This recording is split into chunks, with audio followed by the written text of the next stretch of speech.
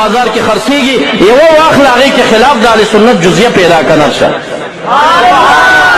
زد مکوا عینات مکوا نقطه پیدا کا چې یره د غلام حضرت مولا صاحب دا خبره د اهل سنت د دې کتاب خلاف ده او یا به پیدا کم درکې استاد شرع قائد په درس کې طالبان ما ترازی او هغه ما ته خبره کوي مولانا صاحب وایي چې دا دواوی دریاوی ډلې چې جوړیږي دا د ټول امت کې يهوديان او عیسویان چې ټول راغون کې نو دا پکې جوړیږي او زموږ امت کې چې څومره وابیان دي او شیعاګان دي دا ټول اهل سنت دي ستا خدای عقیده ده راشه زری عقیده درو خایم تا نه طالبان لا خبر نه دي چې څه بلای توسه پوری پدینه پوریږي ته شیعه اهل سنت وای تو وهابي اهل سنت وای دعوه کې زه حنفیه ما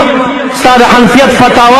فتاوا شامی پدریم جلد کې لیکي چې محمد بن عبد الوهاب النجدي تابعداران دا د خوارجو جماعت دی تو ورته اهل سنت وای